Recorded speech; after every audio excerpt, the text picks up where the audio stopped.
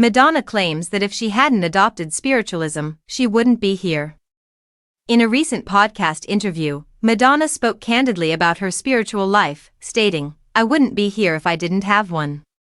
In 1996, the 67-year-old pop sensation, dubbed the Queen of Pop, famously embraced the Jewish esoteric tradition of Kabbalah. She talks candidly with Jay Shetty about her path to spiritualism in her first-ever long-form audio interview, which will air tomorrow on the show On Purpose. In a People preview, Madonna states, "You have to be spiritual to succeed. Having a spiritual life is a prerequisite for success. If I did not have one, I would not be here." She continues by stating that her convictions motivated her to adopt a vocal stance on human rights, adding, "What have I done for others? You truly can't succeed in life any other way.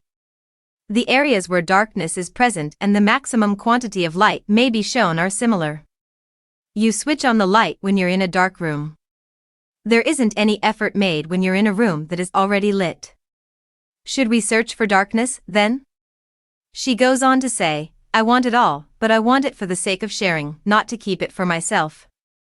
My soul's purpose is to reveal light in the world through whatever I do," she continues. Eitan Yardini, Madonna's Kabbalah instructor, joins her later in the conversation. The Mystical Studies of the Zohar is a new course that the two have just started. The music star claims that when everything is going your way, spiritual insight is useless. It helps when you're happy and when you're challenged. She goes on, "It's useful to keep in mind that it might go at any time, at any moment. Therefore, don't assume anything. Be modest.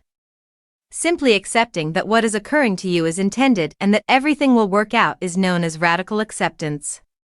She will return to the label that distributed several of her best albums, including American Life, 2003, Confessions on a Dance Floor, 2005, and Hard Candy, 2008, over 20 years after leaving Warner Records for Live Nation in 2007.